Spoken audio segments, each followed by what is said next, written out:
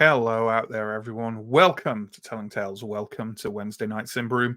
Welcome to the Witch Hammer, Throne of Thorns. All these things are true, none of them less true than another. And even more true than that is that right now, before I bring on the players, I will run through our lovely promo, and then we'll get on with stuff, roleplay stuff. If you check down below, there's a bunch of links. There's links to our Twitch, links to our YouTube. You're watching this on one of those channels now, please check out the other one. Twitch is where you can catch us live, and YouTube is where all those streams end up. There's also links to our social media, our what else? Discord, our Patreon, all those exciting things. And it's actually reminded me that I should put a link down there for our new merch store, which went live this week. So yeah, if anyone on my lovely little crew wants to post the link to the merch store in there, that would be great. Just, for fun. Into chat, I mean, I'll sort out the promo link later. But yeah, check it out. It's great. It has some extremely basic designs that I did because I am in no way artistically inclined. But, many people are saying that it'll do. So it's absolutely living up to the most mediocre of expectations so far. So there we go. What do we do on this channel? We run a bunch of stuff on a weekly basis. We run Vaesen on Mondays. We run Symbaroum on Wednesdays.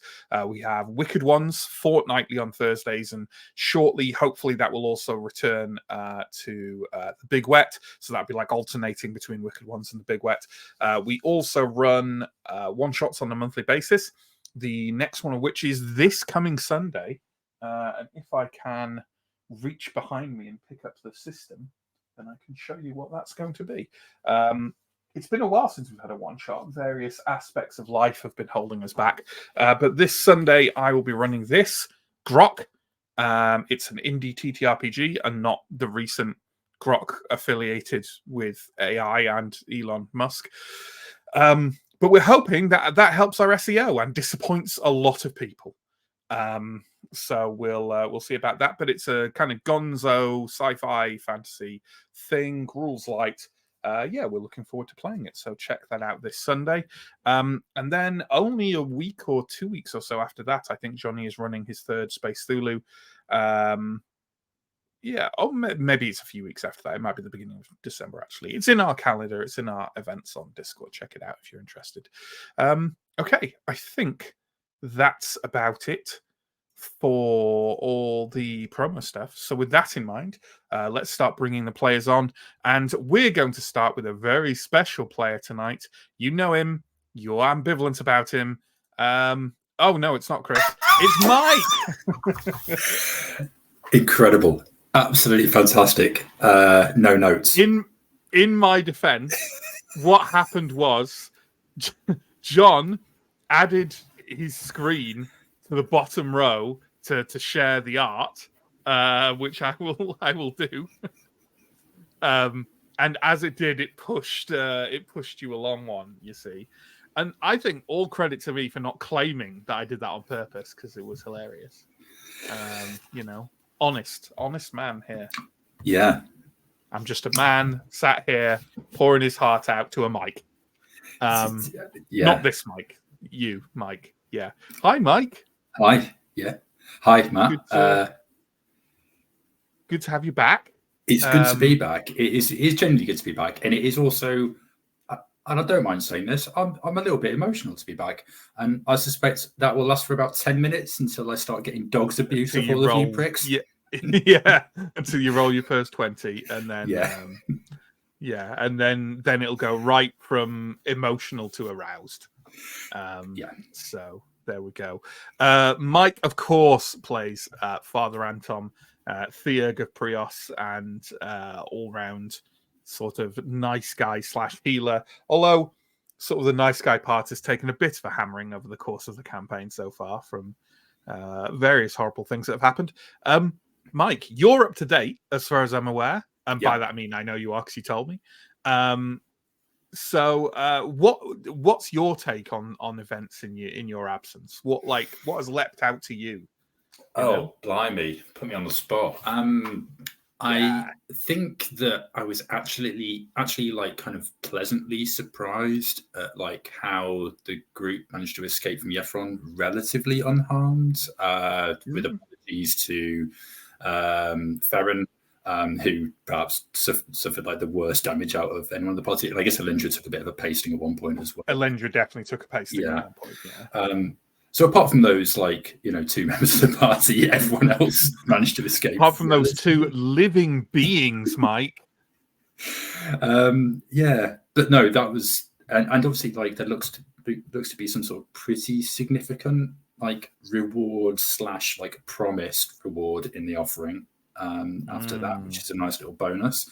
It doesn't maybe pay, you know, for rent and food in the meantime, but right now we don't need either of those 2 things, so that's fine. No, it's true.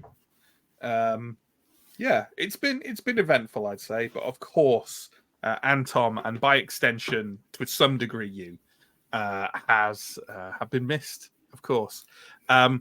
Eagle-eyed viewers will see that I haven't asked anyone to do a recap, and I haven't asked Mike to. It would be a bit cheeky to ask Mike to do the recap.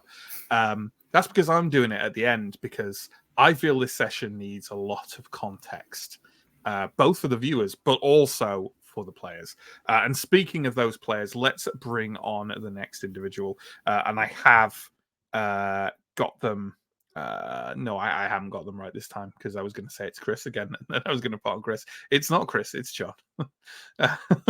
John's just in a panic as I'm putting entirely the wrong people on in the wrong order, but there we go. John plays Sir Arindar. Okay, that's fine. I'm definitely not. I'm beyond shame.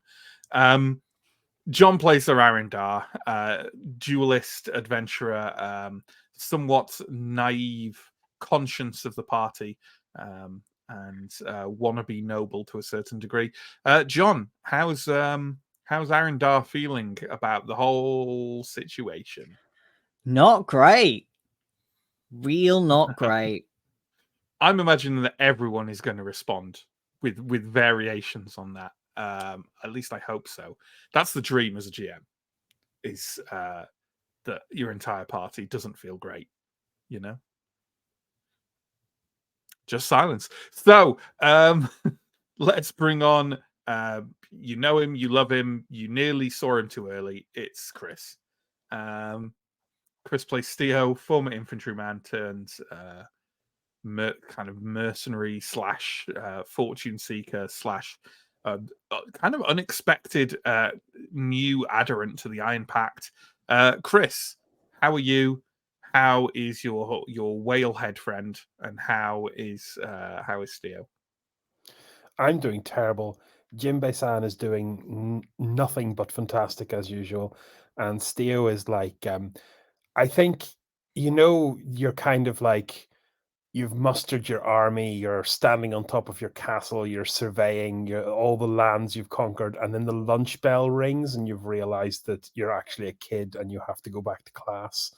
I think that's what Theo's, that kind of jarring, oh shit, playtime's over, they've got like people who will kill me, and even if they don't, I'm probably still dead situation. Sure. My days of playing politics are over. Yeah, Mum has noticed what you're up to. Yeah, exactly. Mum's the queen. So, like with so many of us. All right, let's bring on the next player. It is Stephen. Stephen plays Alindra, former Templar novice turned also adventurer, fortune seeker, hacker of things apart with a big bloody sword. Stephen, how are you? How is Alindra? I'm doing just fine. Alindra is, I think, at probably the lowest point she's been in the whole campaign. I think getting like almost murdered by Cleaver is preferable to sitting in this tent right now. Yeah, sure. I tell you what, guys, it's doing my heart good to hear all this stuff. All this lowest point of the campaign so far. Material is. I think what we found is the intersection between like a game that is sufficiently grimdark and a GM that is sufficiently sadistic, that we've just like hit that sweet spot. So sure. Content. And speaking of content, it's the human-shaped content machine himself. It's Sam. You heard me. Sam plays Ascarai, Changeling Scout, Archer, all-around excellent Vigilant roller. Sam, how are you? And how is Ascarai the Changeling? Doing bad, as is everybody, to be expected. I mean, even when we're on Yefron, Ascarai was feeling good about that because we weren't in situations like this. Like, that's how bad this is. That a horribly cursed island. And Ascarai, even at that time, before it became a reality as it has now, even at that time, was like, well, at least we're not bloody having to deal with the Queen and Carvosti and that. And now we are having to deal with that. So it's, yeah. I'm pioneering a new genre called fantasy political horror. And this is the real test bed for it, you know. So there we go. Okay, so let's talk about the Witch Hammer, but I'm going to go back a bit further than the Witch Hammer because, you know, obviously partly inspired by recent slightly off the beaten track recaps that other people have done. I'm going to attempt to give you some real context for this episode. So a little over 30 years ago, everyone was very, very happy and everything was fine in the land of Alberator. Then the Dark Lords arrived and their necromantic hordes swept over the landscape, turning it into a blasted ruin. They killed the king, kidnapped his daughter, who was eventually rescued at great cost and led the people of Alberator to victory over the Dark Lords, but at the horrific cost of the land they called home. Now a dead, kind of post-apocalyptic wasteland. The only option for the people of Alberator was to migrate north over the mountain range known as the Titans and essentially take the land they found there, the vast plains of what is now Ambria, from the clan folk who lived there. In doing so, obviously, war was made on these clan folk. An entire clan was wiped out, so we thought, until they had driven the so-called barbarians back to the edges of the vast, dark forest of Davakar, a place primarily known for being extremely dangerous and sort of secondarily known for being full of ruins of the ancient civilization known as Symbaroum. Not long after the Ambrians had taken their place south of Davakar, they found a lot of interesting things along the forest edge, a lot of things of corruption, things of power, things of riches, one of which included what seemed to be a prophecy on tablets from an ancient sun temple, a prophecy speaking of someone who would take the throne of thorns, the fabled throne of the rulers of Simbar, and use it to rule all these lands and oversee a kind of revival of the land of Symbaroum, known as it was for having extraordinary magics leashed at the control of its rulers. This prophecy can be interpreted in a number of ways, and the Queen of Ambria, Queen Corinthia, who had escaped from the Dark Lords years before, decided to interpret it as applying to her, which certainly could be from an academic standpoint in a number of ways. And then a number of years after that, now, in fact, rumor started to spring up of a way that could be found to the north, to Simbar, to the Throne of Thorns, a way to make the prophecy of Sarkamal come true. Trouble was, this location of Simbar seemed to be held in the tunnels under Carvosti, the closest thing that comes to a kind of capital settlement for the remaining clan folk, the remaining barbarians of the north. A number of expeditions were put forth. A number of independent expeditions sprang up, hunting their way into the rumored and fabled plateau of Carvosti, into the tunnels of the witches where this information could be held. But they have proven to be so far only moderately successful. And in response to this, the Queen has raised an army to march to the north, besiege Karvosti, and, if needed, unleash the full military might of the Ambrians on the capital of the clansfolk in order to secure the plateau and the tunnels and the way to Symbar. One of these little independent groups seeking out a way to Symbar, or maybe a way to stop others getting to Symbar, depending on your point of view, is our wonderful players. They've been to a number of different locations, piecing together an alternate secret way below the plateau of Karvosti, because just going up to the witch's door and knocking on it isn't really an option. Now they have it, and they are marshalling themselves to go find this undergate, find their way into the tunnels below Karvosti, and do something with the information they find there, the way to Symbar.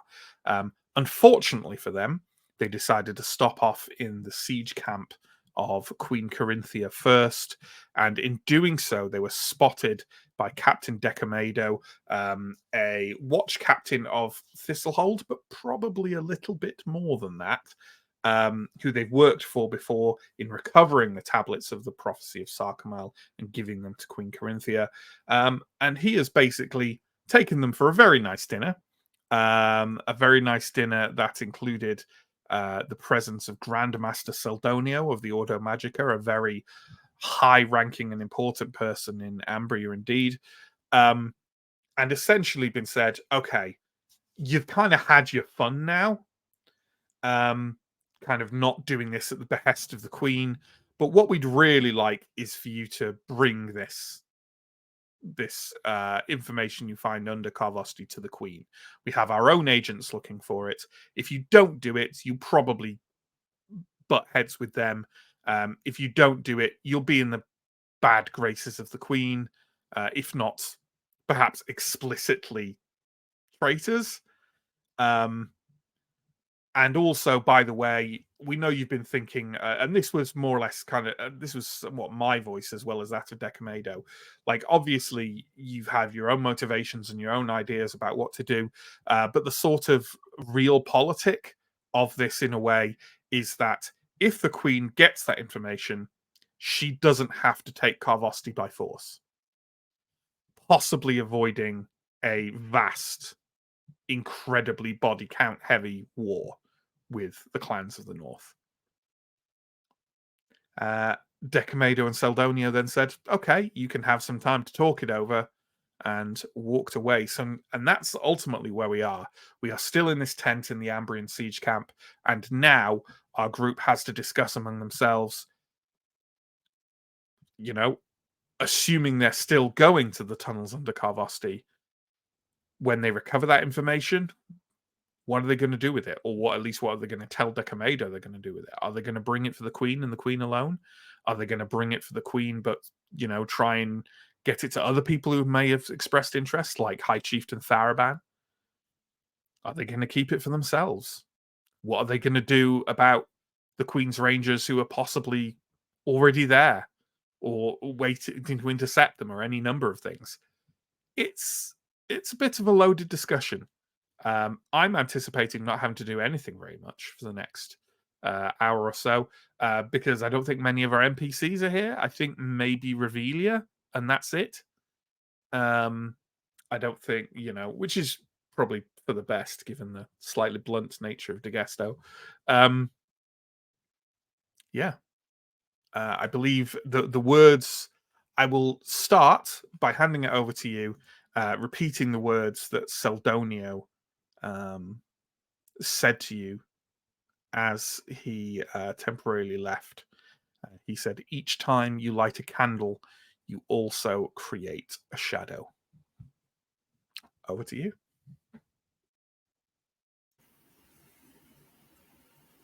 I think Steo will maybe count to 10, turn back towards the feast, sit down at a chair, and just exclaim, well, we're fucked. whatever decisions that we make now, this has consequences that could follow us for a very, very long time. We may not be welcome back in certain parts of this world based on the decision that we make now.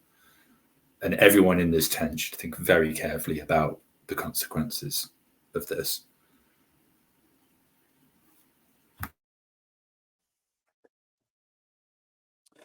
Can we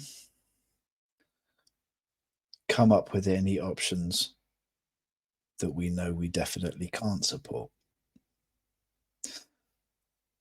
Oh, that's very clever, Alindra. Off the top of my head,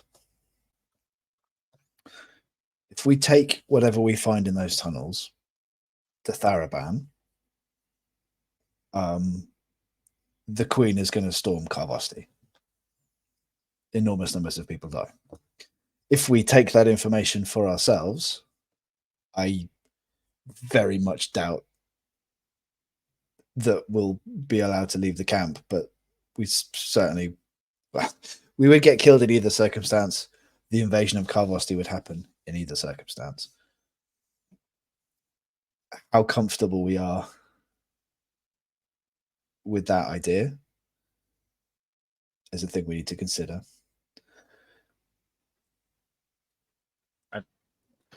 If we don't do anything, Steo says, probably with a mouth half full of some exotic foil, if we don't do anything and the Queen takes Symbar, it's either the beginning of a new age, but more likely a tide of corruption and darkness like we've not seen yet. But that won't be tomorrow. Whereas the storming of Karvosti will be. That is true, Serdar. If anyone could stem the corruption that could pour forth from Symbar, then it would be Queen Corinthia.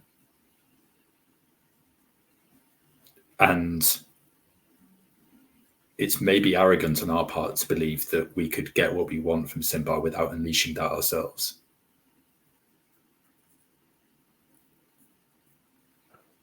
We also need to have a chat about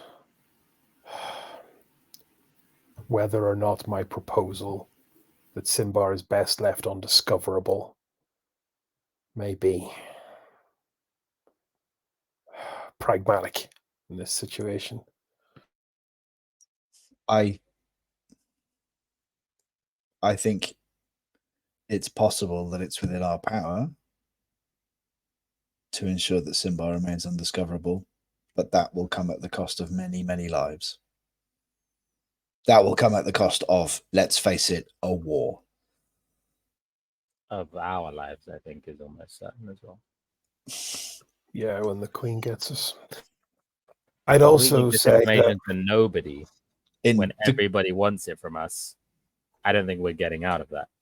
in the grand scheme of things, I suspect that anything that we choose is not going to do great things for our ability to live long term. I agree, but I think if we give it to one person, at least that's a person who doesn't want to kill us, hopefully. If we give it to nobody, I don't think that gets anybody on our side. I think everybody just wants us dead at that point. Perhaps the elves, but I don't see them helping us very much, to be honest. What if we, and here I pitch my voice even lower in case we are being overheard. What if we give it to everyone?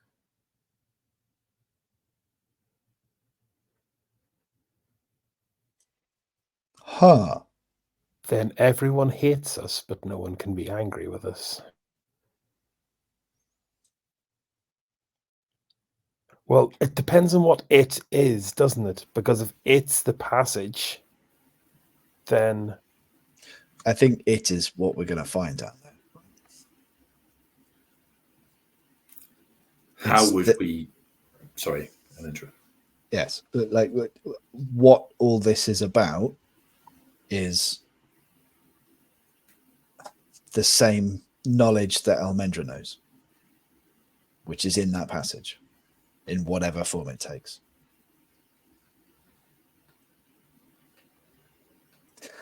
I think while other people are talking, Elindra's just going to take a couple of minutes to, she's going to pull out her sketchbook and start writing something.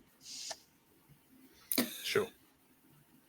Arundhar, I'm intrigued by your proposal. I'm unclear on how we would get the information to everyone and who we would consider everyone in that situation as well. Because as far as I can tell, Daraban, Queen Corinthia, some other parties. Well, I suppose my thinking is twofold. One, for our own preservation of all interested parties who are quietly threatening us to leave us alone, but also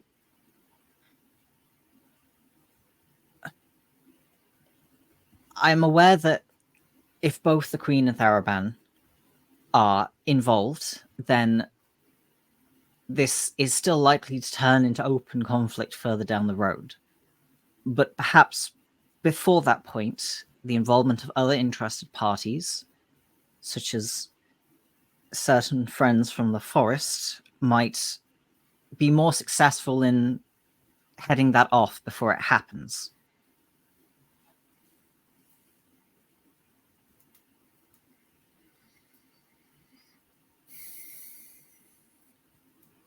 Are we delaying an inevitable war by giving information to everyone at once? Like, if we think that Corinthia will attack Karvosti, start a war, hundreds will die, will we eventually get to the same outcome if we tell everyone this? Will involve, as you say, our friends in the forest in this, and it would become an even bloodier battle with more parties involved. Prios's teats. I'm paid to hold a spear, not reshape whole nations around a dinner table.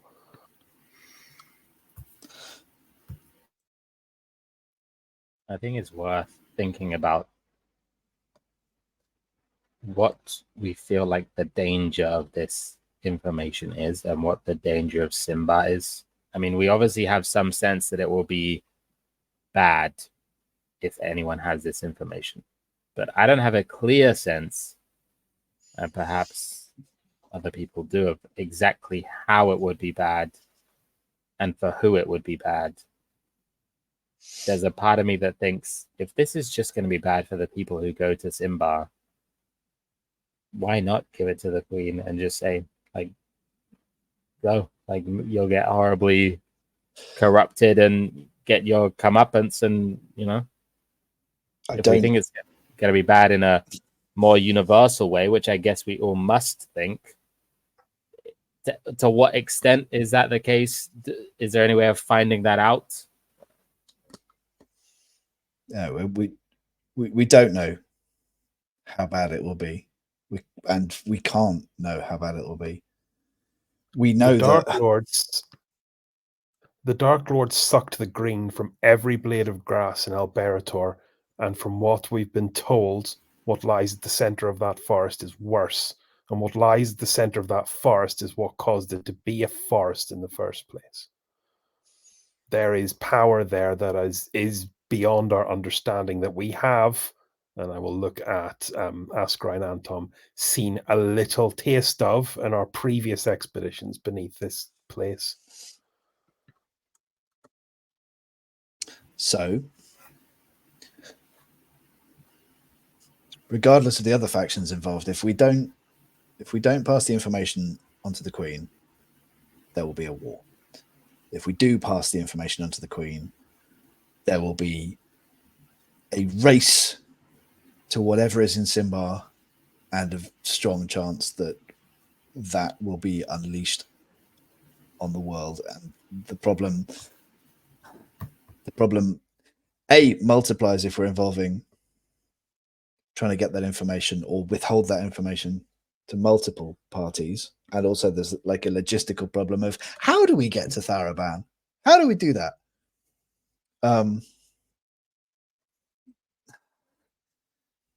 One thing I would like. Sorry, go ahead there, Alindra. You were going to. So Alindra's going to say, it feels like there's no way to win here. And as she says it, she's going to hold up or start passing around her notebook, which is just going to say, what if we lie to people about what we find? So I'll kind of like let people see that. I guess nobody's going to respond verbally, but Steve will kind of nod approvingly, actually, when he sees that. Aaron does not respond verbally, but he does give the exact look that I just gave. Kind of. So, one thing I'd like to just clear up between ourselves. I know we were all hoping for at least some of us were hoping for a bit of a payday. I think right now the best we can hope for is getting our lives. So I don't think the smash and grab Symbar plan, if there ever was one, is feasible now that 3 kingdoms worth of eyes are fixed upon us. We still have valuable information. If we're planning on giving it to anybody, we could ask for something in return. I mean, it's beyond valuable information. It's information people are waging a war over. If we can give it to someone and stop them losing half their army, that's got to be worth a good amount of thala. Assuming we're giving it to somebody. I think we're at the stage now where if we give the money to the Queen, our payments will be in goodwill and favours. And if we give the money to Tharaban, our payments will probably be a short drop from a rope once the Queen gets us. Well, favours from the Queen are not... It's not nothing. It's what... It is not nothing. It's what Night Pitchers built a town on. I'm pretty sure that the information that we currently have is only part of the information that people want, though. Decomator wants us to go under Karvosti to learn more and then tell him, or then tell Corinthia what's down there. Like, I don't think that what we have now is particularly valuable, and I don't think it's enough currency to trade. No, but we're the only people currently capable of going. We're the only people with enough information to get that other information. You believe possibly the Black Cloaks. But I don't know realistically how much we can trade it for. I'm willing to believe that Queen Corinthia would make us rich enough to never have to work again if we hand the information over to her, because that's nothing to her, right? That's easy.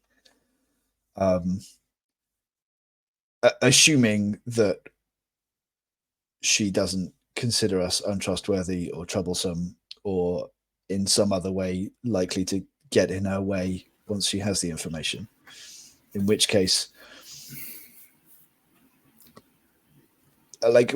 none of this comes with guarantees.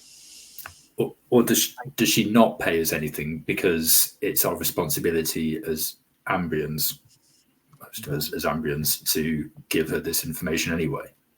It's possible. And if we have the information,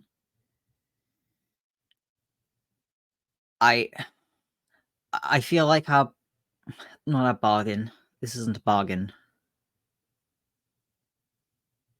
Our task would not simply be the handing over of information.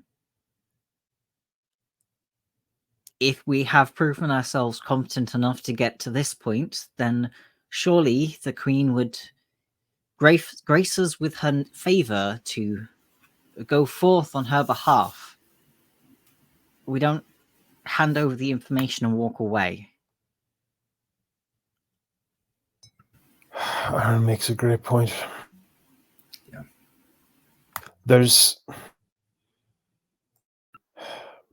If what comes from the forest is as bad as I think, as the elves suspect, or at least as the elves tell us they suspect,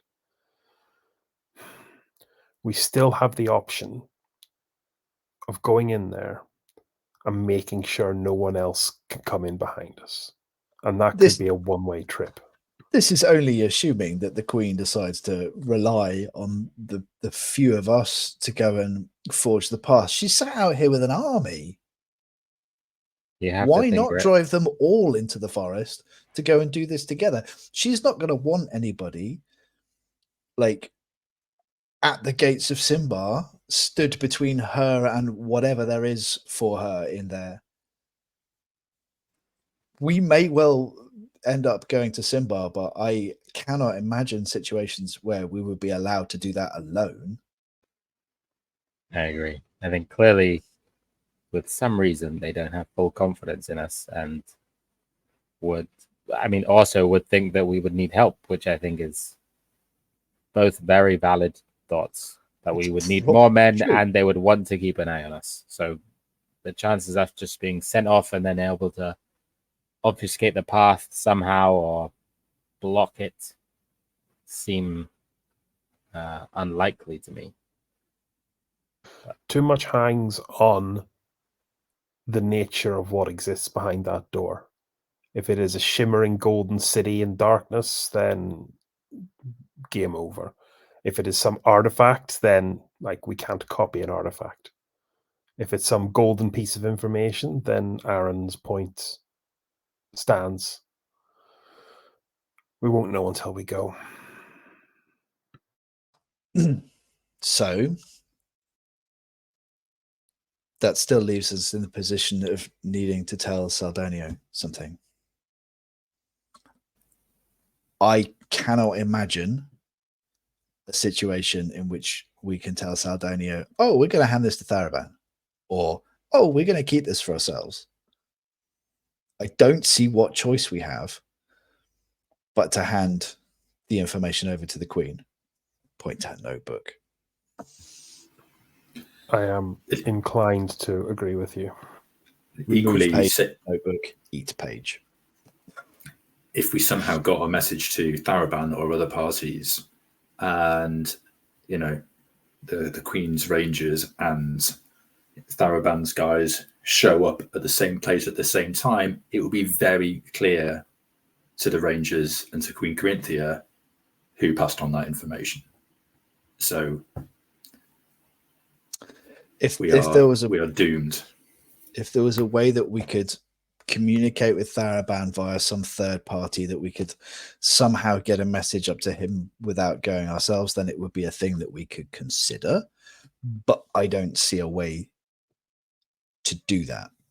No one's going to be able to stroll up onto Karvosti, least of all anybody in this tent.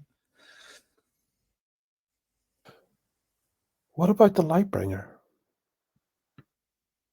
What about her?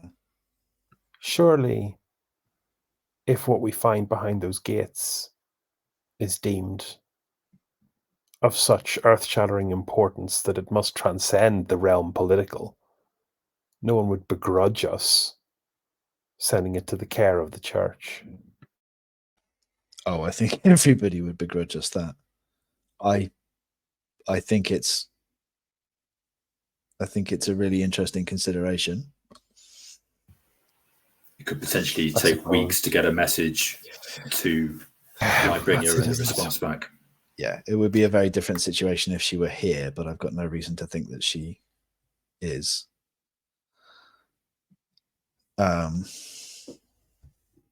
Yeah, wherever we go, it's dead ends or impossible cliffs. It's just... Yeah. I think the answer is we don't have a choice. The answer is we bring whatever's behind that door back here. Just short of a full-on stage wink. I mean, I think we can hope to perhaps find out some more information about what exactly Simba is as we find the way to it, which might help in our decision. But in any case, we're certainly going to Gavosti, and I agree that there's not much option other than to bring the information here.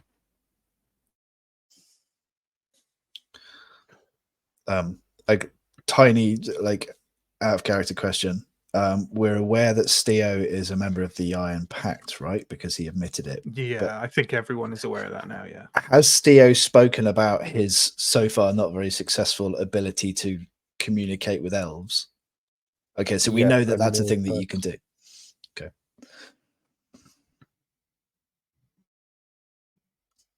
Sorry to interrupt. I just wanted to make sure that we were, Yeah, that's all in character. nod at Steo's stage wink.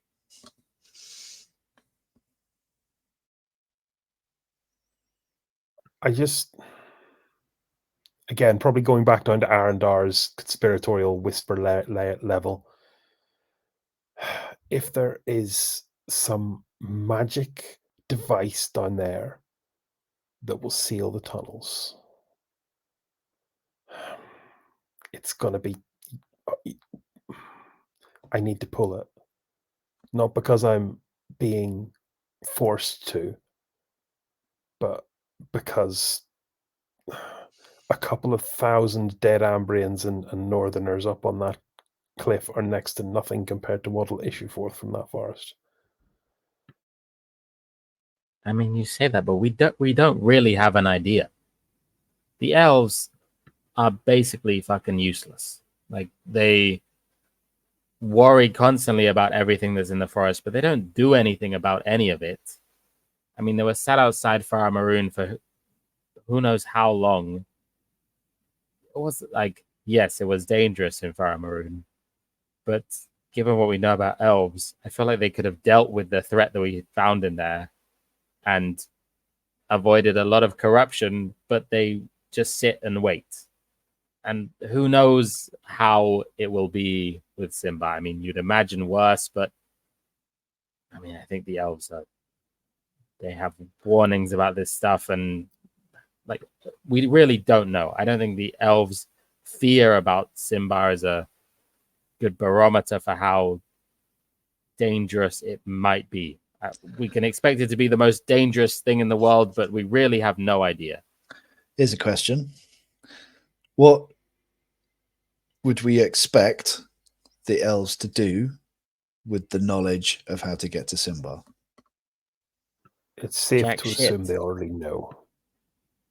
Is it? And I agree with Askarai. The elves are duplicitous liars. They are politicians, every one of them, from what I've seen so far. But my fear of Simbar doesn't come from what an elf told me. It came from what I left behind me when I crossed the Titans. I can understand that, but I feel like the whole philosophy of the elves when it comes to Davakar and what is in there is wrong, and that we are bought into it because the barbarians are bought into it. But this idea that the safe way to deal with horrible corruption in this forest is to just leave it and hope nobody ever touches it. At some point, the things in the forest it might be now, it might be in 20 years, it might be in 100 years. At some point, the things in this forest will be encountered by us or by the people that come after us. Simply leaving it alone forever and not dealing with it and just trying to keep people away from it is not a long-term solution to this. And perhaps an army of people is the best we're going to get at dealing with whatever corruption there is in Simba. I'm not convinced of that, but I'm equally as unconvinced as by what the elves are doing about this, which is absolutely nothing. The best case for getting the elves involved is that the elves will take steps to prevent people from going to Simba. The worst case is that the elves will go to Simba themselves, and I mean, we don't know what's there, right? We know what the prophecy said. So let's for the sake of argument say that there is a throne of thorns, right? Worst case scenario is the elves go there because they want to sit on the throne. Worst case scenario is anybody wants to sit on the throne. But like if somebody's going to, who should that be? Should that be the elves or the barbarians or the queen? I think the elves are a force to keep people out. I don't think if they wanted the power, no one can traverse the forest better than they can. Askarai's model of the elves, I think, is correct. They are lazy at best and duplicitous political assholes at worst. Okay. All I've seen of them is them operating in ways and with motivations that are beyond our ability to fully understand. I don't know what they want. I know what they say they want. That's fair. I think the thing that worries me about the elves the most is they have almost no regard for the lives of humans, from what I can tell. They seem to just not care. If humans live or die on an individual level, in terms of as a group, as a society, they seem happy with humans dead, happy with humans alive, whatever serves them. I agree that I think the elves almost certainly know where Symbar is and can get to Symbar. And I think so far they haven't, which is a point to their favor. I do slightly worry that if they think humans are going to Symbar, perhaps they will feel that they will use whatever power they can get their hands on to prevent that. And that might be power from within Symbar. Steo, can we talk a little bit about what you just said about the elves there? Because I'm very confused as to where you stand with them. Because you've aligned yourself with a faction of elves who are anti-Ambrian, who want to keep the Ambrians out, and yet it seems like you do not trust the elves. So can you give us some reassurance that you are being straight with us here and that you are not planning something else behind our backs, that you're not saying one thing to us and mean something else entirely? No, I don't even look like an elf, and I sure as hell can't talk like one. No, I'm not. I don't think I'm capable of that level of duplicity. I hope you'd agree from the time we spent together. I've told you my goal is on the table, and it's in question at the minute. I want to close that door. I want to keep it closed. I don't want anyone to go in there during my lifetime. Askarai's right. We'll get there eventually. But if you see a bear asleep and you go, that's a powerful bear. If I poke it, it'll be my friend. You're a damn fool. So you're saying that you don't want to open the way to Symbar, in which case I want to destroy the way to Symbar, or I want to destroy this way to Symbar. I want to not open it. I want to render it unopenable. That is the only way to prevent, as far as I'm concerned, whatever's in there from getting out. I appreciate you laying your cards out on the table like that. Although I fear that avenue is not open to us for reasons that we've already discussed. Yeah. Remember when we were going to quit all this and just go work on the rivers with Azarek? That was a good day.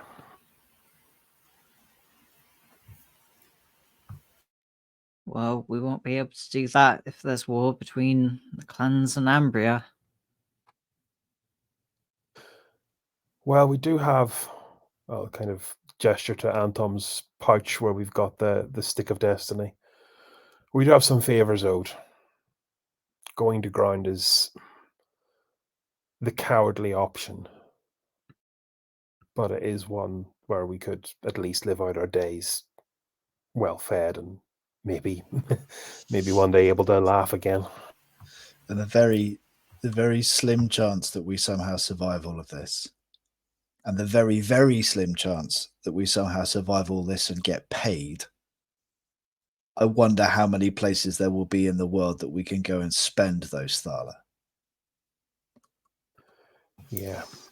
the thought occurs as well that we have created this problem for ourselves, and potentially we've created this problem for the wider world as well. And maybe we have a moral responsibility to see it through to the bitter end, no matter what end that is for us. Like, we've created this mess in part, and maybe we need to clean it up.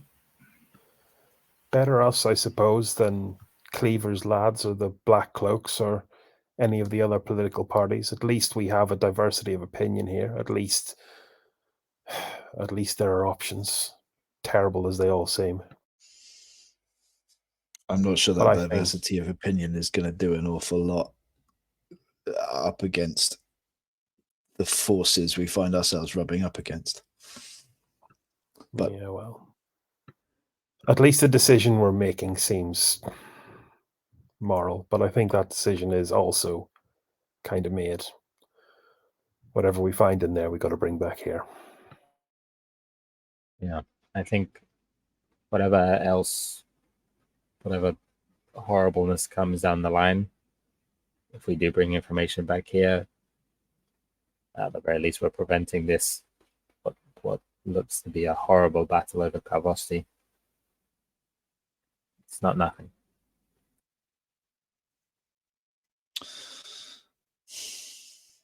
yeah, I guess withholding this doesn't guarantee that somebody's not going to find Symbaroum eventually anyway, with whatever consequences, but handing that over, you're right, does save a lot of lives here in the next few days and weeks and months and maybe years. Steve, I feel like you probably understand this better than anyone else here, but what do you think the odds are here in terms of Kavosti? Do you think the Queen will win? Do you think the Queen will win with many casualties? I haven't really seen much of this kind of pitched siege before. The fight for the plateau? I mean, if it was just the numbers and just the fortifications and what I've seen of the Northmen and their fighting, I'd say, was it 10, 20, 50 to 1? The Queen takes the plateau. But I haven't... It's not just the elves who keep good secrets about here. Yeah, it's not just the elves who keep good secrets around here, is the thing. We saw on Yepheron, depending on which version of events you believe, we saw on Yepheron what happened to another group of people that tried to move against Kavosti. That is also true. Hmm. And just isn't helping but allow this old man his humors.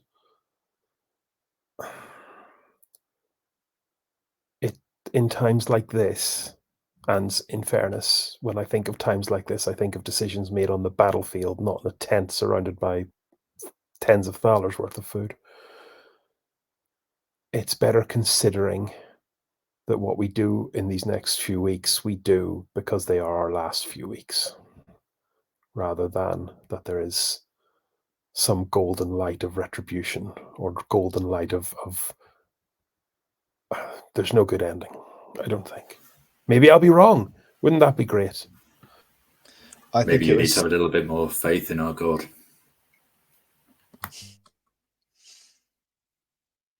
There is that.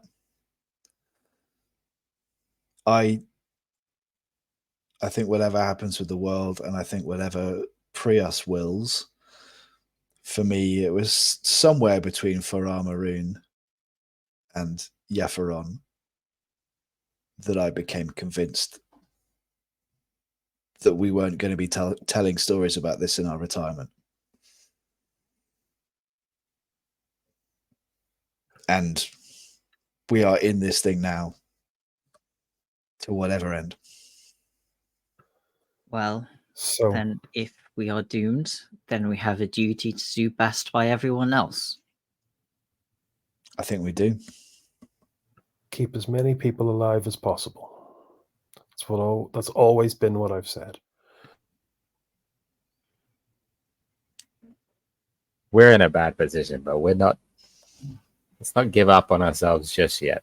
We've been in some rough spots before, and we've come out alive. I'm not suicidal. There's a path here. There's a path here. We can find it. At the moment, we don't have all the information. We don't know how things are going to pan out. But for that reason, you have to believe that there's a way that we can get out of this and do the right thing. Yeah, please don't misunderstand me as being resigned to my fate. I'm just trying to be realistic about it. I'm glad, Elendra. We've got some fights left in us. It's not going to be that easy. It's no giving up here in a bloody tent. It's as easy as we've had it for a while. That's the spirit. Okay. So let's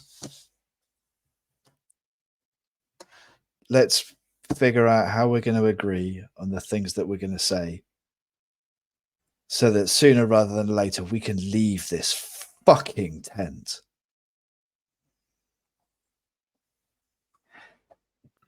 I say we promised to bring the information back here. What else is there to say? We're going to agree. go in tomorrow. We're going to bring the information back. Seconded. Decomator will ask, and you won't give it to anyone else. And we will tell him. We will give it to you first, Decomator. There's conditions. Partly because these are things that we need, and partly because I think we need to come up with some explanation as for why we were so reluctant in the first place. Because moral grey areas don't make sense to these people. They expected certainty from us in the first place. So I think we need to negotiate with them about payment for this information. And I think we need to negotiate with them about supplies and equipment for going into those tunnels, particularly whatever the Gesto might need. Gesto is not going to be happy about any of this. No, he's not, but at least we can... We're in the middle of a war camp. We must be able to find him supplies. Matt's about to jump in. Can I add two things? Because it feels like... Obviously, it feels like you're reaching a conclusion to this, but I would also like to flag a couple of things related specifically to what we're talking about, just in case they have vanished from brain meat. Number one, Decamado explicitly offered pardons. And he said none of you needed them, but he said if any of your companions need them, then they are to be offered. You don't know for sure that Degesto needs a pardon. It's likely. But given that the Rangers seem convinced that he's killed Rangers, it seems likely. Presume perhaps that might also apply to Yosefia. You don't know. Secondly, there seems to be a kind of like, not explicitly, but certainly an undercurrent of we tell them yes and then we do what we want with what we find. If I can remind you that the deal, if one is to be made with the Queen, is that you will join her existing expedition, who he says are in place near where you need to go. That presumably includes people who know you, being as the two leaders of her expeditions are people who know you, assuming they have both survived. As in, join an expedition into the tunnels? Decamado said that you would work with the existing agents of the Queen. Okay. There is no reason to suspect that's not the Queen's Rangers. So this is not a situation where we're going to go into the tunnels, just us, as planned. It certainly does not seem that way. Okay. So obviously, this might not really change. It might not change your minds as to what you're doing when you're in there or whatever. But if there's any kind of notion of say yes, and then we could just do whatever we want, but say yes to get out of here right now. There'll certainly be complications to that. If, for example, I'm just spinning an example out. If you get there and like the Queen's agents are with you and you're like, burn it all, then coming back and saying there was nothing there, probably where are all the Rangers? Like might not, you know what I mean? Like it's just I want to make sure that we're operating with all the information presented. Yeah, so that might warrant some more consideration. Although I think Elindra would still be in the camp of we should ask them for a whole bunch of Thala and some explosives. Oh yeah, I think what pardons. you said just there, it doesn't really change it. Just so long as we are aware that was what was being proposed by Decamado, and you can't imagine he would be receptive to turning around and going, yeah, but here's the deal: we go in on our own without any supervision or whatever, right? So I just wanted to throw that out there, just because no one's mentioned it. I understood from or what I took from our discussion was that we were going to not play along, but do what is asked of us for the immediate next part. And then after we have returned this information to the Queen or the Queen's agents, then go off and do whatever we feel like. I don't know if that is how... I think that somewhat obviates Steo's intentions. Yeah. So it's probably not something that we can explicitly talk about, but from kind of looks and body language, like show of hands of how many people appear to be on board with the idea of exactly that, like play along, but be looking for an opportunity to misdirect or sabotage or... Okay, wow. That's Elindra and Steo. Just no one else. Shit. Yeah. Just like out of character, I feel like, because we've had a lot of, and it's been great. It's been really good stuff. I feel like we need people's individual positions to be solidified a bit, because I feel like if like we as players might not understand it in the same way that other characters who are there in the tent might immediately get like what another person is saying. You know what I mean? So if I can summarize the ones I understand and people tell me if I'm right or wrong, because it's helpful for me to reiterate what I think came out of that. Steo is still of the position that ultimately his ideal outcome here is that he either destroys the source of information leading to Symbar or destroys accessing it for anyone for as long as possible. If that is not possible, he will take whatever situation appears to save as many lives as possible at that moment. Is that correct? So, for example, if destroying it is not an option, then you will likely go to the Queen with it because that stops the war.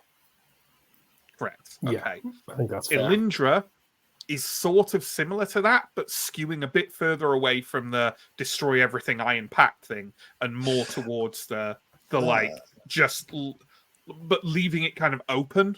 So let's see what happens. I think Elindra is of much the same mind as Steo in that respect. Like outwardly play along, let that be the fallback plan that we actually play along if we can't come up with anything better along the way.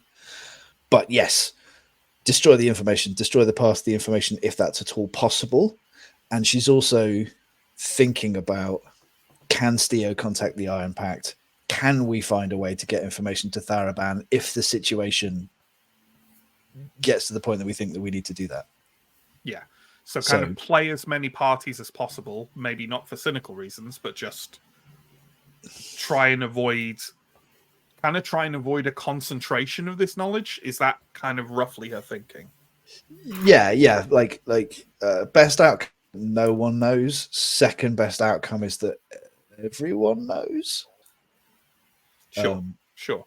Third best outcome is that the Queen knows. Yeah, sure. I feel like StreamYard had a bit of a wobble there for a second.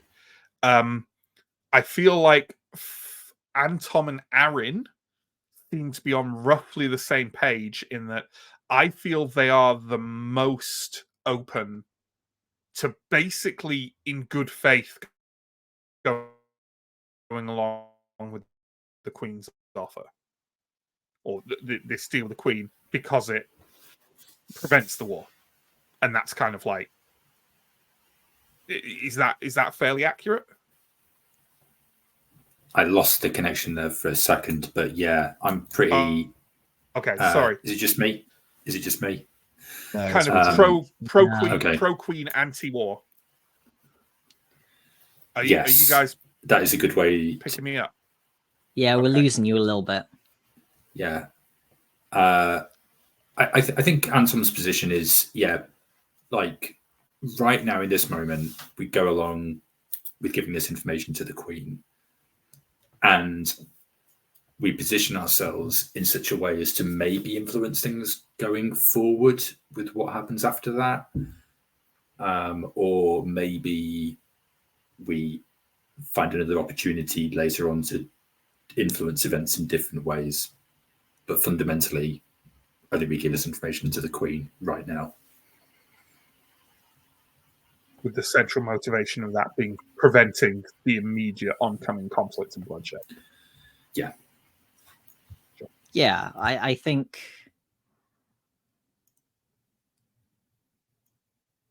Yeah, I think I don't. My end goal is kind of the same as Alindra's, as in avoid concentration of power. Keep everyone in the running, but I am, like Anton, a lot more good faith in the Queen, I think. And I almost feel like, I think if Askarai thought it would be an option, he just wants to leave and never look back to a certain degree. But also, like you were talking, I almost feel like Askarai is entering a sort of, you were talking about kind of faith in yourselves, and I'm almost feel like Askarai is like, we take the information and we go close the way to Simba. I don't think Askarai is against that. I think Askarai at the moment is kind of the opinion, let's go get it, see what we find along the way. It's not against bringing it back to the Queen, partly with the idea that like the Queen probably is going to go and like get, it's probably not going to be good for the Ambrians to go and have this way to Simba. But that equally, that we as a party, if we go, like, as long as we can get out of this and not just be like hung in an army camp, we can probably get a bit more information and find out. We'll probably have to bring the information back here, but that after that, we have a good chance of going ourselves or doing something as a party that will be able to achieve whatever goals we have when we have a little bit more information about this. But for the immediate time, I think Askarai will probably be slightly in favor of trying to go alone, but that doesn't seem like an option. So like, probably go with the group and probably bring the information back to the Queen and then see how we feel after that. So to summarize, we're saying yes to Decamado. We don't feel we have much of an option, but also to a certain degree, it sounds like maybe even a majority of us think that actually might be a relatively good idea with big asterisks next to it. And then the intention is for some of the party to go through with that deal in completely or in moderated part. Like, it sounds like no one except Stio and sounds like Anton and Aaron and Askarai like, let's take the deal and give it to the Queen, but maybe also some other people, or use it in some other way as well. And Alindra and Stio are like, well, we have to kind of go along with this for now. Let's see what comes up. Who knows what we'll be able to do to affect the circumstance. So is that a good summary of where we are? I think, like, Alindra wants to sabotage this, but like if Sure. the opportunity doesn't arise, then like the Queen is probably the least bad of the factions to have that information. Certainly the least bad in terms of the civil war and our immediate execution. Sure. Okay, there we go. So do we want to sorry, I hopped into the middle of that. Stephen, you were about to lead a discussion of, well, what are we going to ask the Queen for? Yes, we should do that. What are we going to ask the Queen Aaron, for? if we're asking the Queen for anything, can you ask for at least one of those mushrooms, as we might need them to make an escape?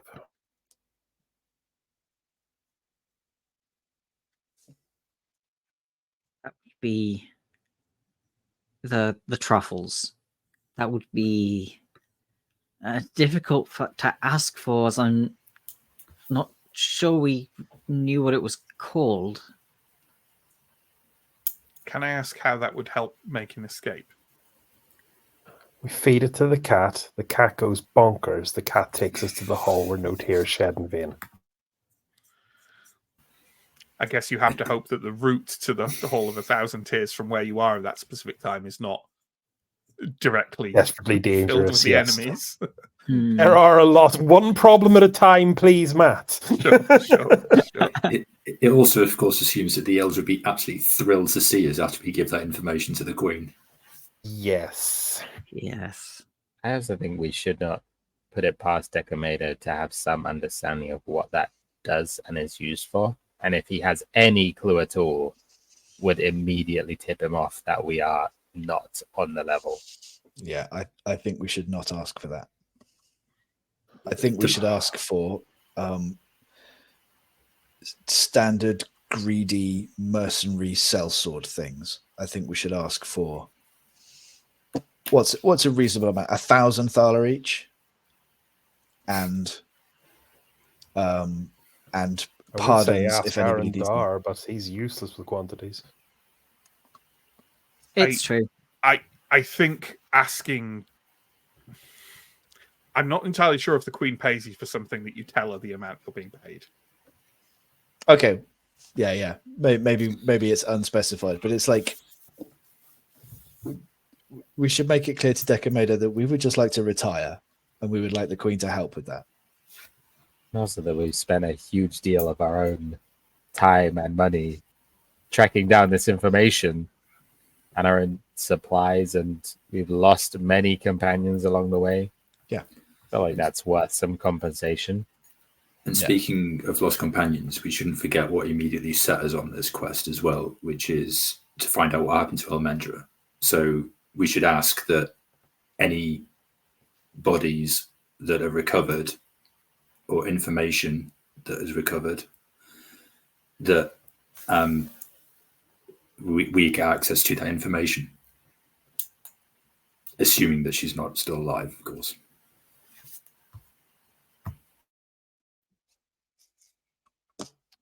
Yeah, I like whatever information the Queen has and is willing to admit to having.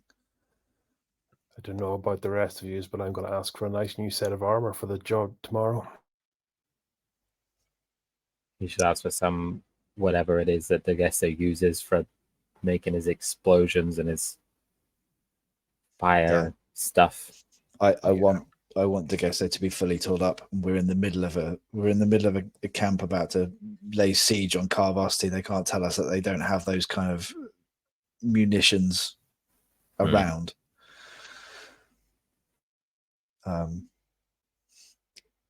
De Gesto needs that to be able to help us in the fight, and we've found those things useful. Will you do the talking, Aaron? I think it's for the best. If you are happy for me to do so, then yes. Explosives for His Majesty. I need some time with the Royal Armourer, if we can get it. Pardons then if they're can we needed. all pardons if they're needed, which I think he offered, Yes. and some and- nice farms in the south where we're far from the forest. Symbar was going. This quest was going to be our retirement. We would still like it to be Yeah. retirement in a comfortable amount of money, not execution. Just to be clear. Yeah. Yes. I don't think one usually sets your own price with royalty, but I will mention it nonetheless. We're Well, the mercenaries. consumables for tomorrow are immediately practical. I think we should make that abundantly clear. Same with my armor. Had we wanted a life of total subservience of all profit to the crown, we would have chosen careers as rangers. With sellswords. Sure, but I think there's a difference between not being directly under the pay of the queen and going, yeah, we'll do this for queen and country, but this is the exact amount of money we want, and oh yeah, you're gonna send me to the queen's this specific person to the queen's armorer tomorrow to get them sorted out. At least part of this is a cover story for their hesitation. Sure, yeah. Like we kind of need to act. Stuff. Yeah, we kind of need to act like the mercs that we are. So yeah, sure. Well, Decimado and Saldonio aren't going to come back in and until he said that they'd be waiting outside. So Didn't he say he'd give us like a set amount of time or something? Or no, I don't think so. About an hour. Whatever. If it's that important, I don't even think he did. But if it's that important to you, then he can. Then you don't have to say that you duck your head outside the flap. Yeah. I'm just saying, we've been talking for about an hour. He said he'd give us about an hour. It seems like the perfect. We're all just very proud we kept this on time, Matt. The cover story for why this took this long was that we were tucking into a massive buffet as well. So, Sure. I missed him. How big is that buffet in terms of animals strapped together? Like 5 sheep end to end, I'd say. Jesus Christ, I'm not sure it's that, but sure. How big is it in terms of ultimate consequence and or body count? Well, about 5 sheep end to end. Perfect. Only one way to find out. Okay. Well then, after precisely an hour, Captain Decimado, who is here, and Grandmaster Saldonio enter the tent again. Saldonio kind of doesn't really glance at any of you and just kind of sits down without a word, plucks an apple off the table and starts eating it. Decimado gives you a kind of brisk and bright smile and sits down and says, well, I'm sure a reasonable conclusion has been drawn regarding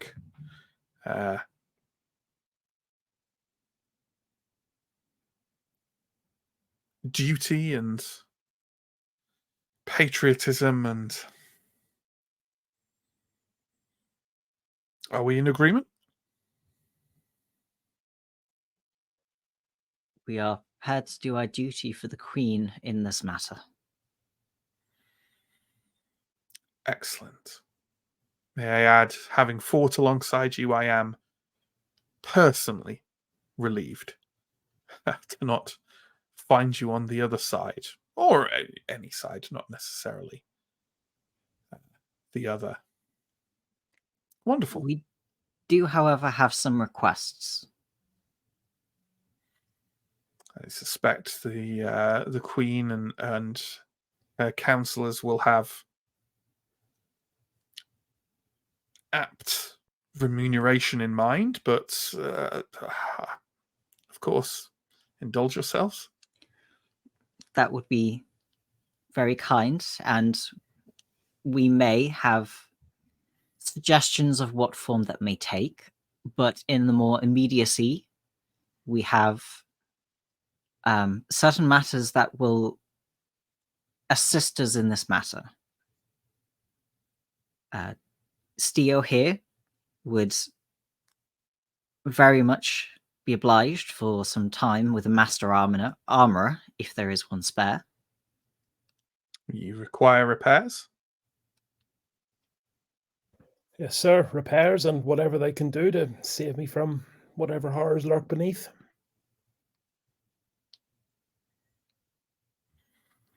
If the other questions are regarding provisioning and equipment, I can cut you off at the pass there and say that I will grant you my captain's writ to attend the armory here in the camp and be supplied with a reasonable amount of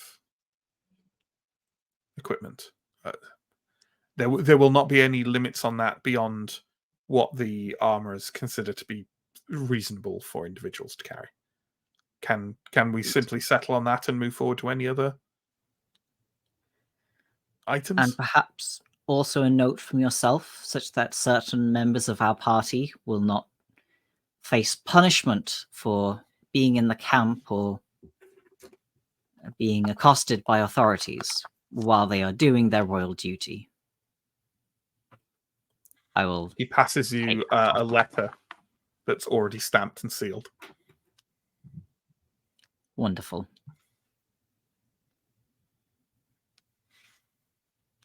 Anything else?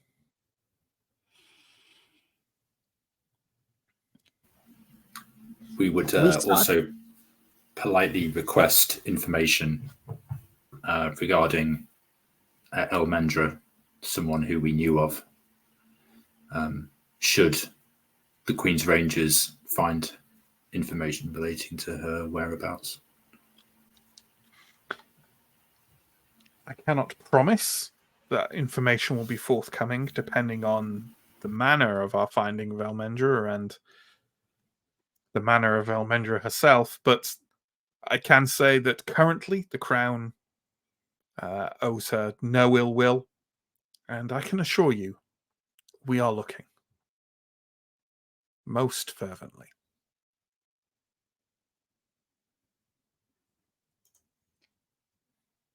Then, if we do not wish to discuss afterwards, then all of the matters can wait until later. Very well. Please go see the provisioner, go see the armorer. This writ will see you through. And then I would advise you to ride west at dawn. Well, I'm sure you already know where you're looking. You may not know it's called the Blue Altar Stone, just off the shoreline. Go there. Captain Marvello and Captain Lindra will meet you. They will know you are coming.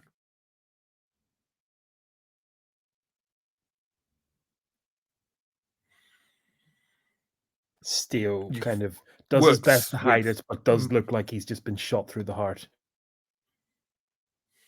Tekamedo's to blame. Very well. Wonderful. Wonderful. He stands up in a kind of, escorting you out of the tent way.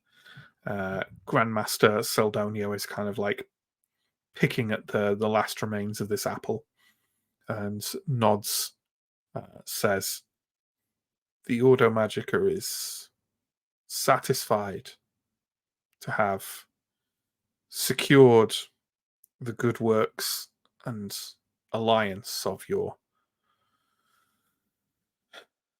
notable selves once more. I understand there must be doubts in all this, but I assure you, the wisest minds of the Ordo have set themselves to the problem of the forest, Symbar, and this must be the way forward. Decamado nods and almost kind of trying to cut him off says, yes, of course, as if there could be any other way.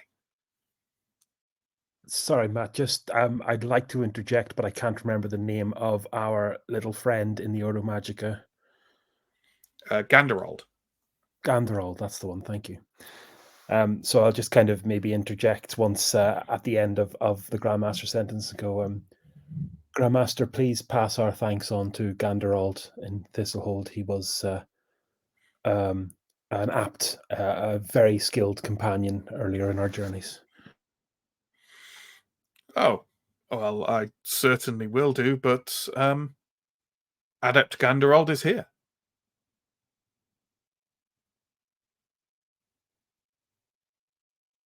In the inner camp.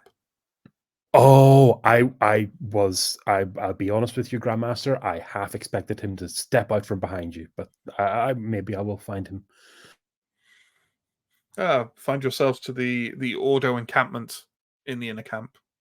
I'm sure he will gladly greet his former companions. Decamado is now sort of, you know how at the end of a party you really want everyone to go and it's just a constant series of sort of like hints and kind of going like dramatic gestures like that. That is essentially what Decamado is doing. Maybe it's just me. I do always want people to go after a party. After the many parties I host. Elindra's gonna like stand up from the table. She when she sat down, she put the sword kind of down beside her. So she's gonna kind of pick that up, nod to Decamado on the way out, but like keep holding the sword, essentially. Mm-hmm. Okay. Well, you emerge out into the cold night air. All those rangers who are nearby are still nearby, just sat, inconspicuously, casually round. Definitely not on guard or anything. And yeah, the tent flap drops behind you, and you hear kind of the soft murmur of Decamado and Seldonio talking to each other, but you can't make out what they're saying. What time of day is it roughly? It's quite late at this point, I guess. Oh yeah. It's probably about 1 a.m. And we're meant to be riding at dawn. Mm-hmm. Okay, so we need to go now to get our stuff if we can find anyone who'll give it to us. Yeah, that might be a bad idea. Okay, let's set off. I can use some arrows. Get some supplies for Degesto. Let's try and find these provisions. The armorers seem to be near that kind of central fire in the camp that you kind of passed by a number of times. So are we all kind of going there, or are some of us going back to the Narragor camp where we established our sleeping place? I'm definitely going to the armorers now. I'm kind of hoping to drag Elindra along with me. Sure, I will go. Sure. Okay. So what is it we're seeking out with the captain's writ then? I'm perfectly happy for you to get a supply of kind of alchemical paste and kind of stuff for Degesto. So we can put that to one side. Askarai could take some arrows, absolutely. Steo, that you're kind of talking as the others are gathering kind of more humdrum gear. Chris, you're stood there with a kind of obviously tired and blinking armorer. She's kind of dressed in crow armor. You suspect she's put together herself, and seems slightly interested in why you're all here. You individuals who are obviously sellswords and not actual members of the Queen's army. But also she'd rather go back to sleep, as she was next to the kind of tents where all this equipment is stored. What are you asking from her? Sorry to keep you up. We have a writ from Decamado. Can you do anything to this Jangles defensively? that will keep me alive for 5 more minutes under Carvosti tomorrow. You're going under Carvosti. Yep, Queen's orders. I mean, what is it damaged? It's damaged enough. It's seen better days, but I don't know. It's been a while since I've been on the front line. Never been inside the nobles' camp before. Is there a royal guard suit Oh, that does better? You're not in the nobles' camp. You're in the armory. A fair point. But the question stands if there's anything you can do to keep me alive for slightly longer than this can. Is this a genuine mechanical question, Chris? Because I don't think the game has anything that. Yeah, you just have a suit of armor and it gives you a D number of. Yeah. I was kind of hoping for enchanted suit of armor DR +1. But the reason why I dragged Alindra here is that I will turn to her and say, "You're going to put some plate on, Alindra, because you're never going to get a better chance to find some." I'm not used to wearing armor that heavy. It's your call. I will resist. No, I won't. Plate armor's lighter than chainmail. But Is it? Well, so she's technically wears medium armor. So the next step. Yeah. I'm worried about medium armor in this game is defined as scale and chainmail. And as someone who has worn both, and read about it copiously, plate armor is considerably lighter to wear than chainmail. Okay. But that's neither here nor there for this. In mechanical terms, Mm-hmm. Alindra's got man at arms, which helps her overcome the impeding quality of the armor. And I'm not sure that would apply with the next set of armor up. I think it does. I think it does, doesn't it? It's just all of it. Painted. Oh, okay. So she could just have. Okay, so she could, if there's heavy armor to be had, then sure. Sure. No... The armorer kind of squints at Steo's armor and says, "I can knock out a few of the dints. How did you get these?" She reaches over and picks up Decamedo's writ again and rereads it.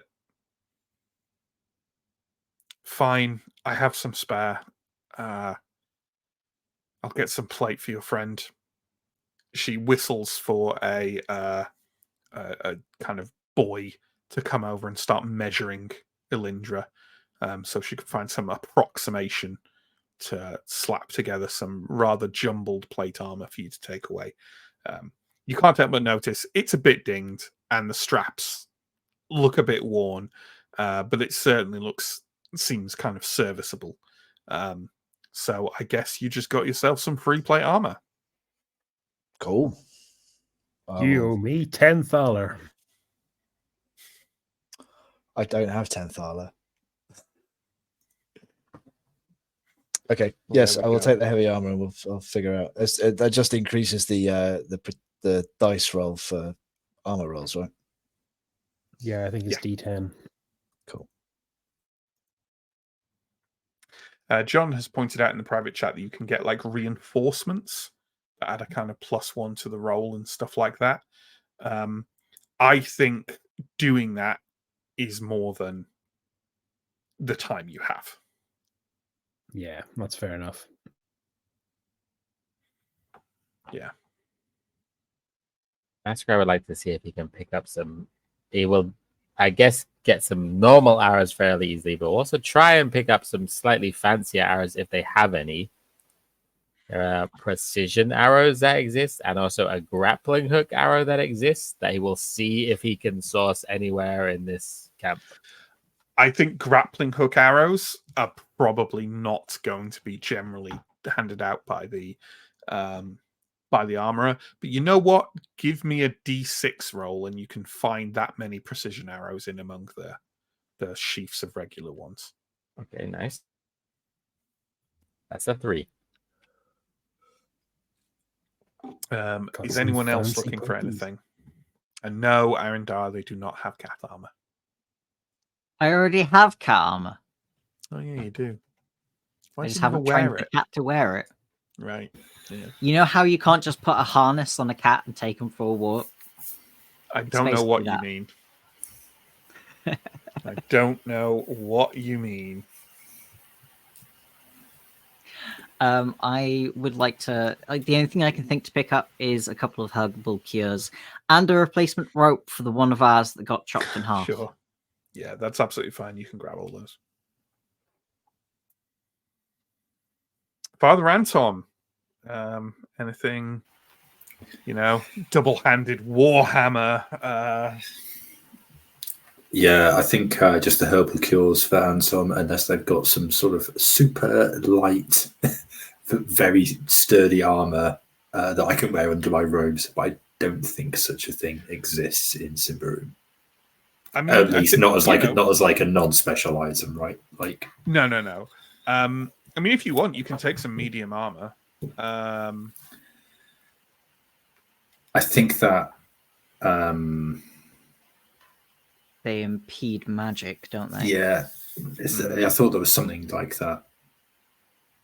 Yeah, impeding applies to yeah,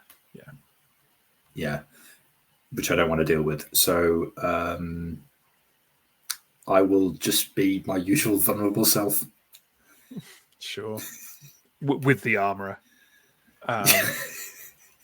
just emotionally absolutely. vulnerable. Yeah, absolutely. In any case, it's probably going to take Alindra a couple of hours to get measured up for this plate. Is anyone going back to the place you're sleeping to tell the Gesto and Malamai why you just vanished? Yeah, I think I might do that because I don't have anything else to do. Sure, absolutely. You head back to the Naragor camp, and you kind of find the area where you were camped up near Mother Mahira's agency. You can't see any sign of Degesto and Malamai, and kind of looking around for a couple of minutes, you hear a hushed kind of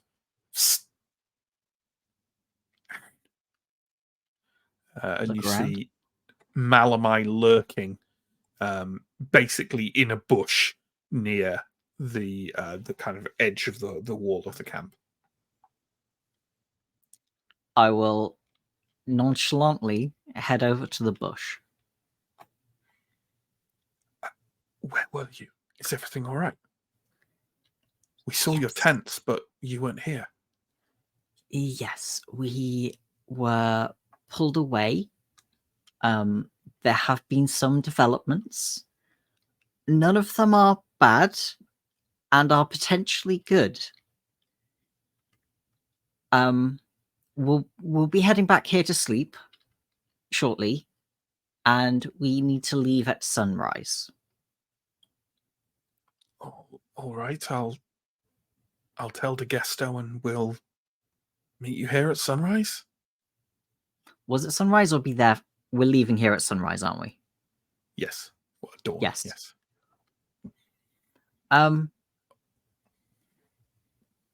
Degesto doesn't. I don't think we need to sneak around anymore. All right. Well, I mean, I imagine he's probably asleep by now anyway. Well, that's good enough reason then. Well, I'll try and wake him by dawn, and then we'll come here and meet you. Very good. All right. He wanders off, looking still a bit slightly perturbed. Okay. Yep. Elindra, you get fitted for the plate armor. You've probably at least worn plate armor before during training, but you can tell this doesn't exactly fit terribly well. but neither did the plate armor you wore during training, so it's probably all much of a muchness to you. You certainly feel more protected with this kind of steel skin around you. Are we satisfied with the armor now?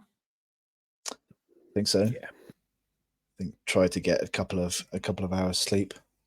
Mm-hmm.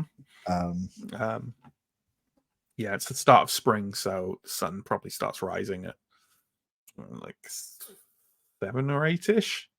I would like imagine. to make one last impoverished cry to the Iron Pact. Nothing. Okay.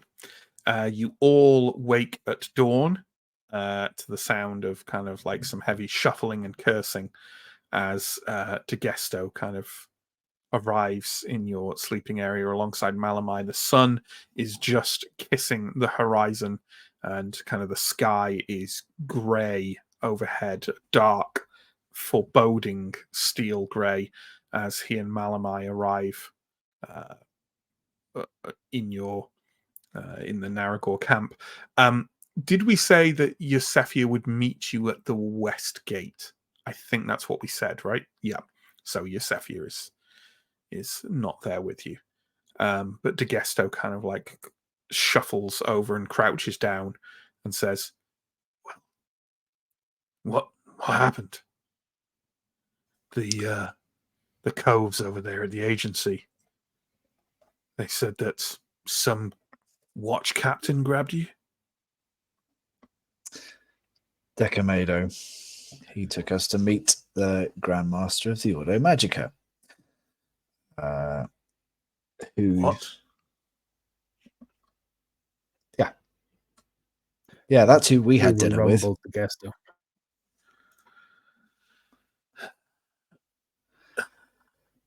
We're doing this alongside and on behalf of Queen Corinthia. Because there was no other choice.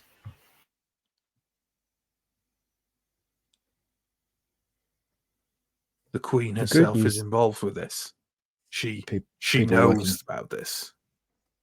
She knows all about this. She knows all about our involvement in this.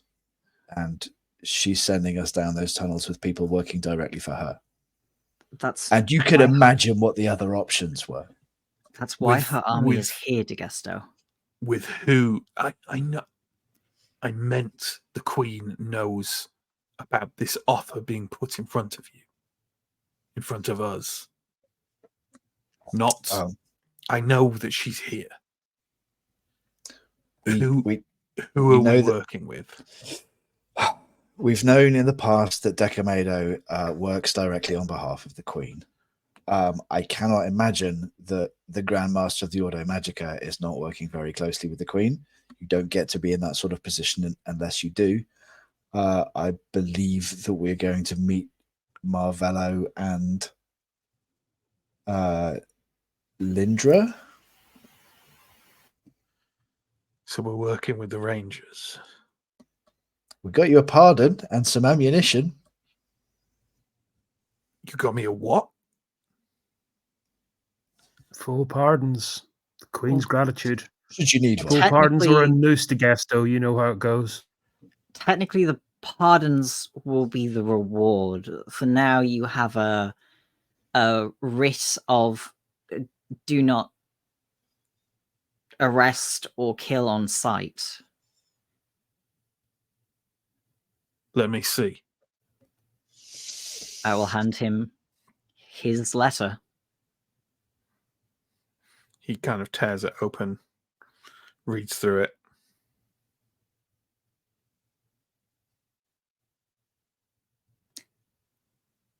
You don't have to go forward with this if you don't want to.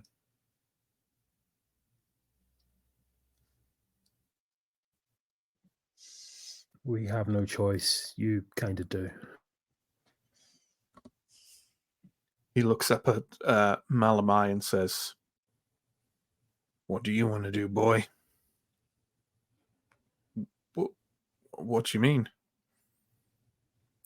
Do you want to do the Queen's business?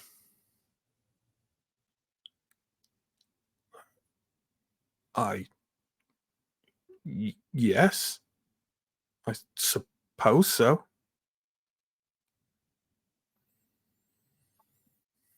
Then we'll do the Queen's business, even if it means working with Rangers. Just looking around to make sure that we're not kind of being eavesdropped on, but then kind of quietly saying, we're still going to do what we can to explore the options that present themselves. But this was the only way that we were walking out of this camp today.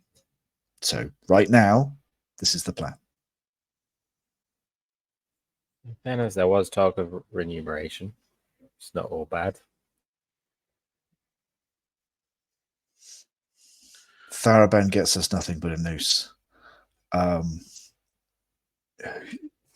Working on our own gets us the entirety of Ambria and Davakar hunting us down.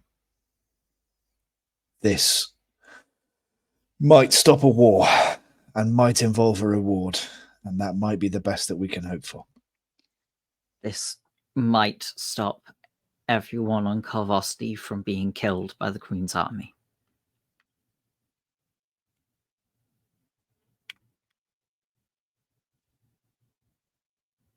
Immediately, at least. Well, it seems that none of us has much of a choice.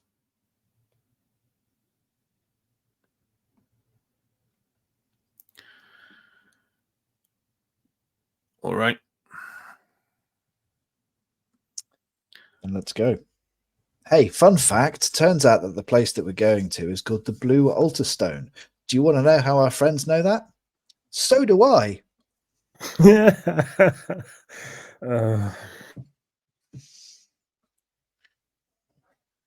They know it because they know everything, Elindra. That's about it. Because they see everything. They watch everything. They control everything. An army of little paws and eyes trying to control everything that happens in Ambria. I don't think that we've been hidden in the forest at any stage of this. On that we differ. But there we go. He tucks the promise of a pardon inside his robe. All right, let's go meet the thief.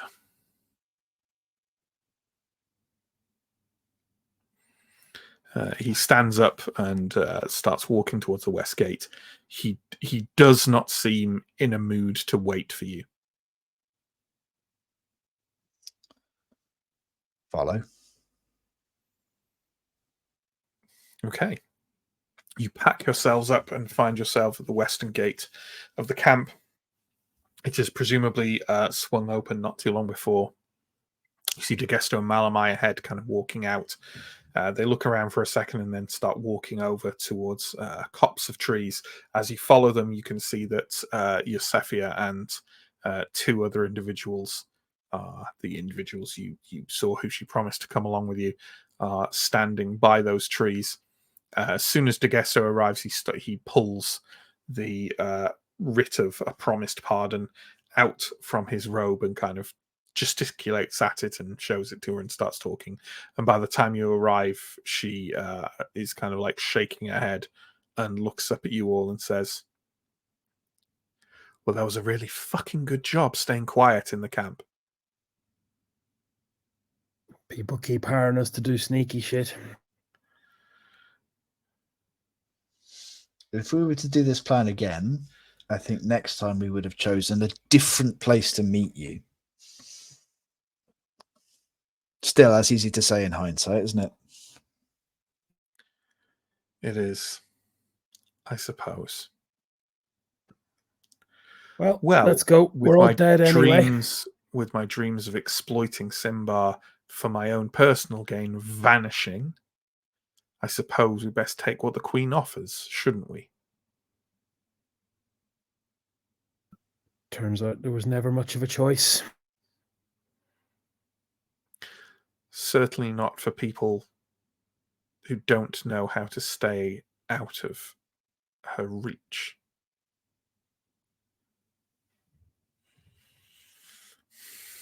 All right, let's go.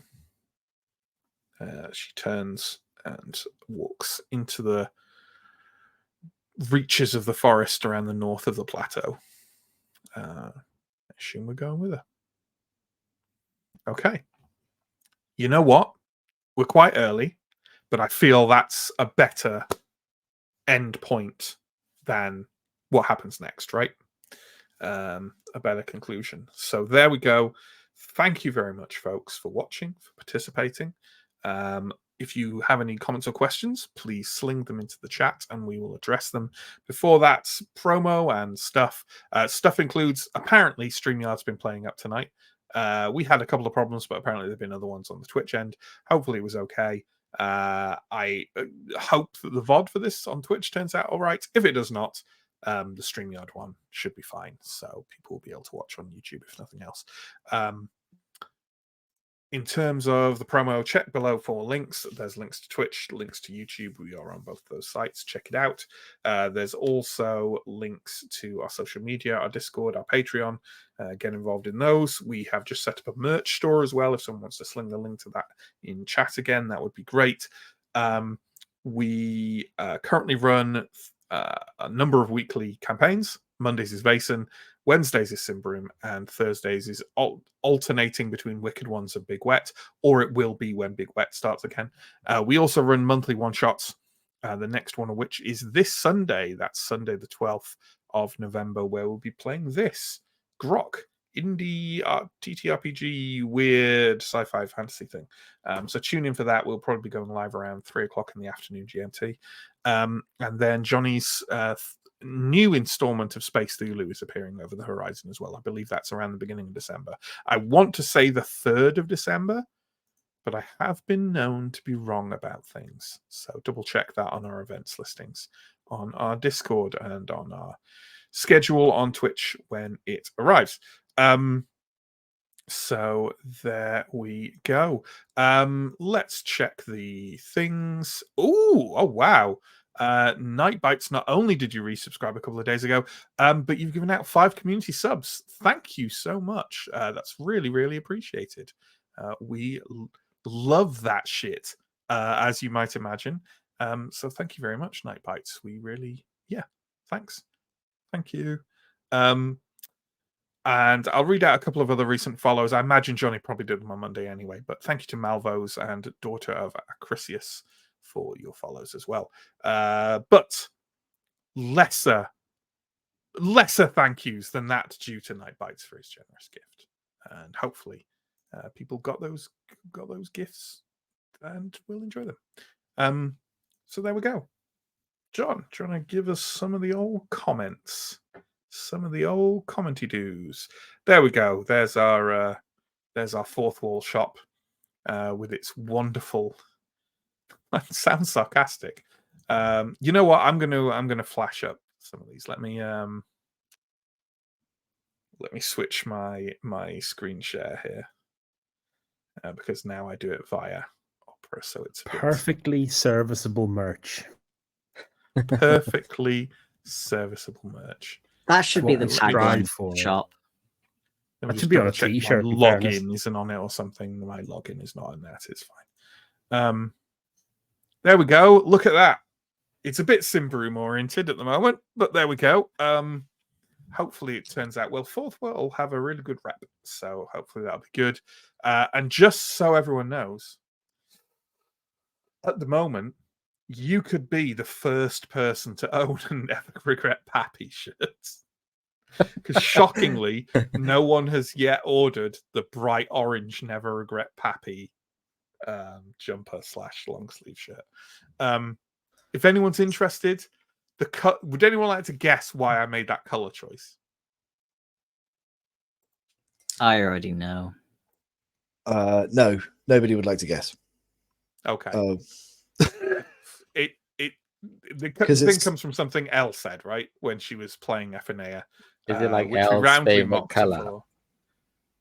No, but it is. There was two reasons. One, I wanted to create a shirt that I thought Elle might get or might wear, and Elle likes wearing bright colors. And secondly, Ephenea had bright red hair. Oh yeah. That's it. That's the only reason. I have to link up these things. I have to add subtext to t-shirt designs. That's how broken I am. Welcome It's to just, Telling Tales, so we make dark, atmospheric merch. Merch. So there we go. Yeah, they're all right though. There's a first few shirts. It's fine. Next comment, please, John. From Steve, here's my comment on today's session. It's nice to see Mike again, isn't it? It's lovely to see Mike again. Yeah. Big cheers in chat for Mike. And and I on the didn't stream. have to roll once. No, so That's you So know it was your lovely. It was just really lovely. your You chose- comeback record is unbroken. Yeah, you chose a good session to come back. Like, Yeah. one in which it was mechanically impossible for Anton to make lives worse. Yeah, absolutely. 42. I don't regret Pappy, but I regret this jumper. Yeah, well, you know. We should put that on a t-shirt now, just to get one level deeper. Pappy Yeah. wouldn't regret this jumper. Hashtag always regret jumper. But get that on a mug. Sure. I don't know. I don't think that film was that bad. Yeah. I should note, by the way, in case we've already had multiple people request from us a t-shirt that has comparative sizes of various animals strapped together. So that will be coming. I'm sure something buffet shaped will be coming as well. Yeah, but not Beramo. Never Beramo. No merch with Beramo. Are you sure? Steve, yes. Steve, I'm sure Chris will be interested that Fourth Wall can do custom plushies if there's a minimum order of about 300. 300 Deep steel Telling plushies, Tales can't lore. we?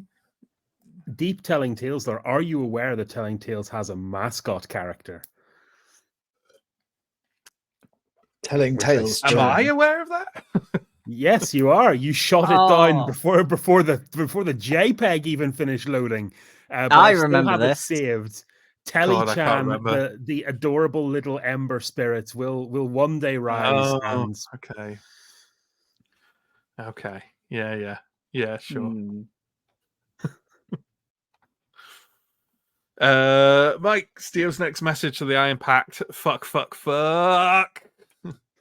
so Sure. I didn't actually get a chance to narrate the message I'm going to send, and I'm going to put that in the Patreon section after the stream. Wow. Ooh.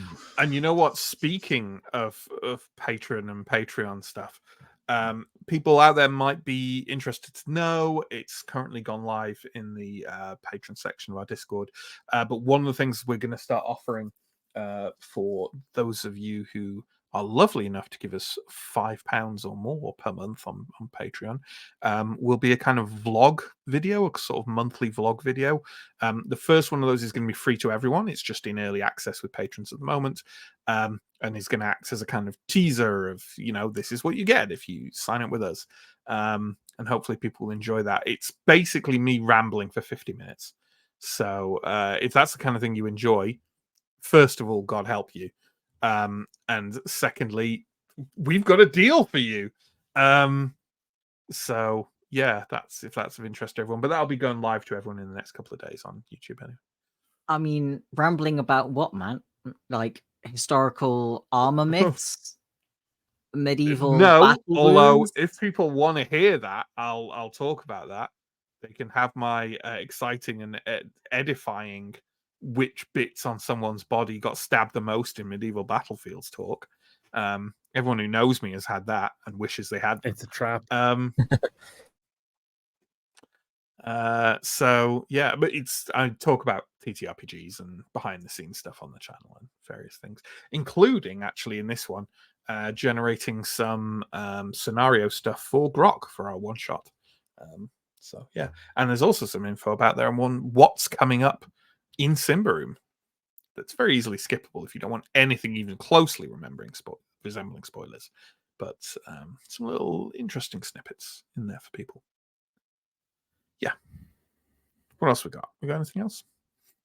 Sam, could you make my sword more cursed? Just bolt another curse on.